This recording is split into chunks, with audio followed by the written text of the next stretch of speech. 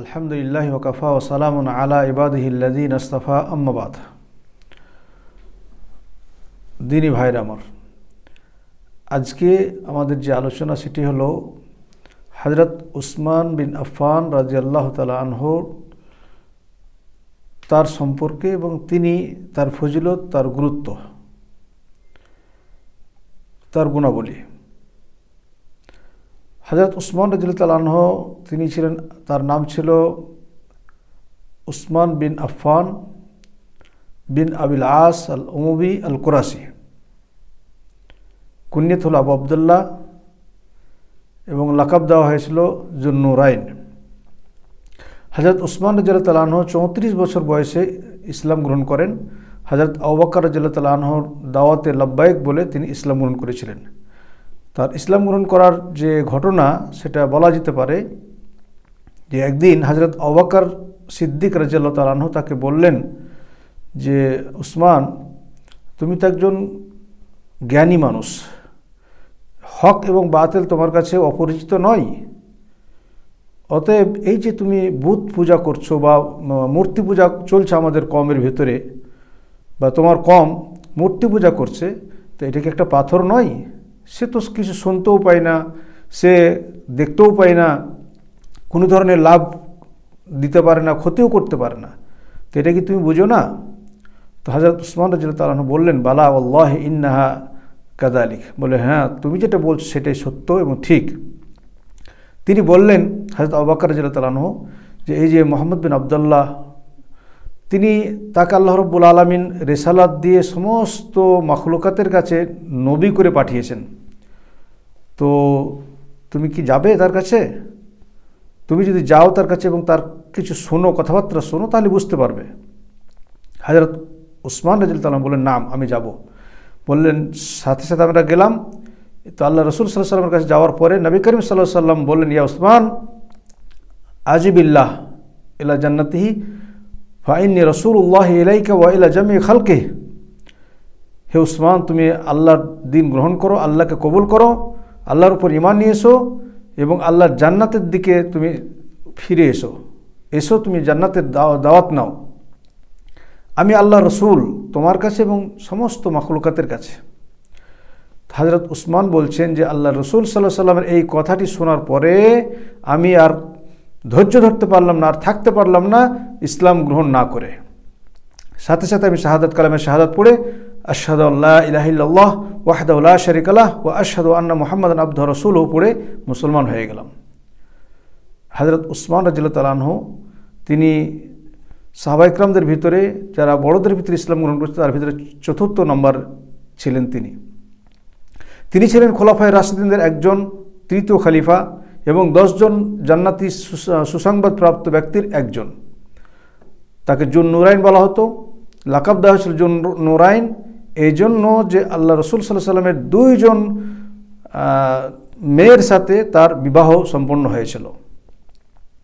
হযরত উসমান রাদিয়াল্লাহু তাআলা আনহু তিনি ইসলামের জন্য অত্যন্ত অনেক কাজ করেছেন। বিশেষ করে তিনি ২ বার হিজরত করেছেন। সর্বপ্রথম হিজরত তিনি করেছিলেন হাবশার দিকে, ইসলামের হেফাজতের জন্য তিনি হাবশার দিকে সর্বপ্রথম হাবশা হিজরত করেছিলেন এবং তার দেখা দেখি অন্যান্য মুহাজিররাও তার সাথে হিজরত করেছিল। দ্বিতীয় হিজরত তিনি আবার মদিনাতে করেছিলেন।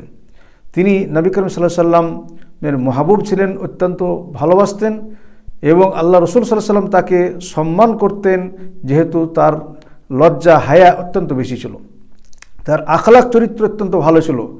নবী করিম সাল্লাল্লাহু আলাইহি ওয়াসাল্লাম হযরত উসমান রাদিয়াল্লাহু তাআলা আনহুকে জান্নাতের সুসংবাদ দিয়েছিলেন, যেমন হযরত আবু বকর, হযরত ওমর রাদিয়াল্লাহু তাআলা আনহুকে জান্নাতের সুসংবাদ দিয়েছিলেন।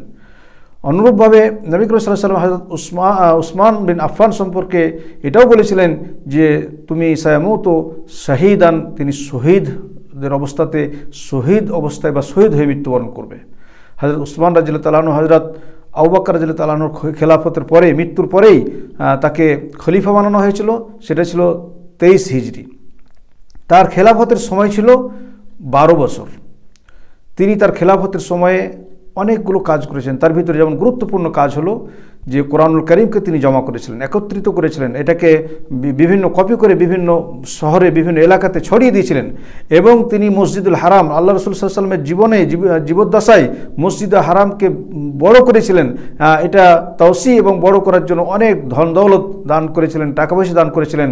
তার জামানাতে তিনি তার মানে খেলাফতকালে কয়েকটি দেশ স্বাধীন হয়েছে, কয়েকটি দেশ ইসলামকে ছড়িয়ে দিয়েছে এবং কয়েকটি দেশ মুসলমানদের অধীনে নিয়ে আসা হয়েছিল। সেটি ছিল আর্মেনিয়া, খোরাসান, কারমান, সাজিস্তান, আফ্রিকিয়া, কবরিস। এই সমস্ত দেশগুলো তার যুগে ফাতা হয়েছে এবং জয়যুক্ত হয়েছিল। হযরত উসমানের ফজিলত অনেক বেশি, তার ফজিলত, তার গুরুত্ব হাদিসেও পাওয়া যায় এবং অনেক বেশি। তার ভিতরে কয়েকটি বলা হচ্ছে, যেমন তিনি নবী করিম সাল্লাল্লাহু আলাইহি সাল্লামের দুইজন সাহাবজাদিয়া অর্থাৎ দুইজন মেয়েরকে বিবাহ করার মতো মানে সম্মান অর্জন করেছিলেন। একজন ছিলেন রোকাইয়া, দ্বিতীয়জন ছিলেন উম্মে কুলসুম। এই জন্য তাকে জুন্নুরাইন বলা হতো। তার দ্বিতীয় গুরুত্ব হলো যে তিনি জাইসুল উসরা গাজওয়ে তাবুকের সময় তিনি নিজে তৈরি করেছিলেন। নবী করিম সাল্লাল্লাহু আলাইহি সাল্লাম যখন এলান করলেন যে গাজওয়ে তাবুক, এটা অত্যন্ত কঠিন অবস্থার সময় ছিল, খুব খরা এবং অত্যন্ত গরমের সময় ছিল, তো কে ধন সম্পদ দান করবে? সেই সময় তিনি প্রায় 1000 উট এবং 70টি ঘোড়া তিনি দান করেছিলেন এবং সেগুলো তৈরি করে দিয়েছিলেন। হযরত উসমান রাদিয়াল্লাহু তাআলা আনহু তিনি বীরে রুমা, নবী করিম সাল্লাল্লাহু আলাইহি ওয়াসাল্লাম মদিনা আসার পরে যে বীরে রুমা অত্যন্ত জরুরি ছিল মুসলমানদের জন্য, সেখানে পানি পাওয়া যাচ্ছিল না, সে বীরে রুমা তিনি খরিদ করে প্রায় 35,000 দিরহাম, সেই যুগে 35,000 দিরহাম দিয়ে বীরে রুমা খরিদ করে কিনে নিয়ে তিনি ফি সাবিলিল্লাহ, আল্লাহ রাস্তায় সেটাকে মানে ছেড়ে দিয়েছিলেন, সমস্ত মানুষদের জন্য উন্মুক্ত করেছিলেন। হযরত উসমান রাদিয়াল্লাহু তাআলা আনহু তিনি ছিলেন জুন্নুরাইন এবং তিনি মসজিদে নববীকে অনেক ওসাআত করেছিলেন, বড় করেছিলেন এবং মসজিদে নববীর পার্শ্বে জমিটা তিনি মানে 25,000 দিরহামে খরিদ করে তিনি মসজিদের জন্য দান করে দিয়েছিলেন। হযরত উসমান রাদিয়াল্লাহু তাআলা আনহু তিনি ছিলেন একজন সাহাবী যিনি আল্লাহ রাসূলের জামানাতে কোরআনুল কারীমকে পুরো মুখস্থ করেছিলেন, হেফজ করে নিয়েছিলেন। এবং হযরত উসমান রাদিয়াল্লাহু তাআলা আনহু সম্পর্কে অনেক হাদিস পাওয়া যায়, যেমন আল্লাহ রাসূল সাল্লাল্লাহু আলাইহি ওয়াসাল্লাম বলছেন, আবু বকর ফিল জান্নাহ, ওমর ফিল জান্নাহ, উসমান ফিল জান্নাহ, হযরত আলী ফিল জান্নাহ। এভাবে জান্নাতের সুসংবাদ আল্লাহ রাসূল সাল্লাল্লাহু আলাইহি ওয়াসাল্লাম হযরত উসমান রাদিয়াল্লাহু তাআলা আনহুকে দিয়েছেন। অনুরূপভাবে আরও হাদিসে পাওয়া যায়, আব্দুল্লাহ ইবনে মাসউদ বলছেন যে কালা সামি'তু রাসূলুল্লাহ সাল্লাল্লাহু আলাইহি ওয়াসাল্লাম ইয়াকুল, আল্লাহ রাসূল সাল্লাল্লাহু আলাইহি ওয়াসাল্লামকে আমি বলতে শুনেছি, আল কায়েম বা'দি ফিল জান্নাহ, আমার পরে যারা আমার এই মানে দিনকে কায়েম করতে পারবে বা করবে তারা হবে জান্নাতি। আর ওয়াল্লাযী ইয়াকুমু বা'দাহু, তারপরে যে ব্যক্তি মানে এই খেলাফতের মানে যিনি খেলাফত সম্ভালবে, খেলাফত যে দেখাশোনা করবে বা খেলাফতের মালিক হবে অর্থাৎ খলিফা হবেন, তিনিও জান্নাতি হবেন। তারপরে যে হবেন তিনিও জান্নাতি, অর্থাৎ 3 নম্বর হলেন হযরত উসমান রাদিয়াল্লাহু তাআলা আনহু, ওয়া রাবি ফিল জান্নাহ, এবং 4 নম্বরও তিনি জান্নাতি হবেন। যাই হোক, আল্লাহ রাসূল সাল্লাল্লাহু আলাইহি ওয়াসাল্লাম আরও বলছেন যে যখন নবী করিম সাল্লাল্লাহু আলাইহি ওয়াসাল্লাম হযরত উসমান রাদিয়াল্লাহু তাআলা আনহু যখন জাইসুল উসরা যখন মানে তাবুকের যুদ্ধের জন্য সম্পদ দিয়ে যখন রেডি করেছিলেন সমস্ত সিপাহীদেরকে, সেই সময় নবী সাল্লাল্লাহু আলাইহি ওয়াসাল্লাম এত খুশি হয়েছিলেন যে আল্লাহ রাসূল সাল্লাল্লাহু আলাইহি ওয়াসাল্লাম তার টাকা পয়সা ধন দৌলত দেখে মানে যেগুলো তিনি নিয়ে এসেছিলেন সেই মানে আল্লাহর রাস্তায় দান করার জন্য, সেটা দেখে তিনি বলেছিলেন, মা দাররা উসমান মা আমিলা বাদাল ইয়ম মাররাতাইন। তিনি 2বার এই কথাটি বলেছিলেন যে আজকের পরে উসমান অন্য কোনো আমল না করলেও তার কোনো ক্ষতি হবে না, অথবা আজকে যে আমল করেছে এই আমল তার জন্য অনেক বড় আমল, এটা তিনি আল্লাহ রাসূল সাল্লাল্লাহু আলাইহি ওয়াসাল্লাম বলেছেন। যাই হোক, হযরত উসমান রাদিয়াল্লাহু তাআলা আনহুকে আমিন বলা হয়েছেন, নবী করিম সাল্লাল্লাহু আলাইহি ওয়াসাল্লাম তাকে আমিন আমানতদার বলেছেন। তারপরে হযরত উসমান রাদিয়াল্লাহু তাআলা আনহুকে তার আল্লাহ রাসূল সাল্লাল্লাহু আলাইহি ওয়াসাল্লাম তার মেয়ে রুকাইয়াকে বলেছিলেন যে রুকাইয়া তুমি তাকে সম্মান করবে, উসমানকে সম্মান করবে, কারণ আমার সাহাবীদের ভিতরে আখলাকের দিক থেকে আমার সাথে হযরত উসমানের মিল অনেক বেশি। আল্লাহ রসুল সাল্লাল্লাহু আলাইহি ওয়াসাল্লাম উম্মে আয়েশা রাদিয়াল্লাহু তাআলা উম্মুল মুমিনিন হযরত আয়েশা রাদিয়াল্লাহু তাআলা আনহা বলছেন যে নবী করিম সাল্লাল্লাহু আলাইহি ওয়াসাল্লাম বলছেন হযরত উসমান সম্পর্কে আলা আস্তাহি মিন রাজুলিন তাস্তাহি মিনহুল মালায়েকা। হযরত উসমান রাদিয়াল্লাহু তাআলা আনহু এত মানে শর্মিলা ছিলেন যে তাকে দেখে ফেরেশতারা পর্যন্ত লজ্জা করত। তো আল্লাহ রসুল বলছেন আমি কি তাকে দেখে লজ্জা করতে পারি না? যাই হোক, একবার আরেকটি হাদিস বলে শেষ করব। হযরত উসমান রাদিয়াল্লাহু তাআলা আনহুর স্ত্রী আল্লাহ রসুল সাল্লাল্লাহু আলাইহি সাল্লামের মেয়ে যখন মৃত্যুবরণ করেন, মানে উম্মে কুলসুম যখন দ্বিতীয় স্ত্রী যখন মৃত্যুবরণ করেন, তখন হযরত আল্লাহ রসুল সাল্লাল্লাহু আলাইহি সাল্লাম তিনি বলেছিলেন কবরের পাশে দাঁড়িয়ে, লাউ কুন্না আশারান লা জাওয়াজতুহুন্না উসমান, যদি আমার কাছে 10টি মেয়ে থাকতো তাহলে আমি এক এক করে, আর 10টি মেয়ে যদি আমার জীবদ্দশায় মৃত্যুবরণ করতে হযরত উসমান থাকতে, তাহলে আমি প্রত্যেকটি মেয়ের হযরত উসমানের সাথে বিয়ে দিয়ে দিতাম। ওমা জাওয়াজতু ইল্লা বি ওয়াহিম মিনাস সামা, আর আল্লাহ রাসূল সাল্লাল্লাহু আলাইহি ওয়াসাল্লাম বলছেন হযরত উসমানের সাথে আমি 2জন মেয়ের বিয়ে দিয়েছি, এটা আল্লাহর তরফ থেকে এটা হুকুম ছিল, আল্লাহর তরফ থেকে এটা ওহী এসেছিল বলেই আমি তার সাথে বিয়ে দিয়েছিলাম।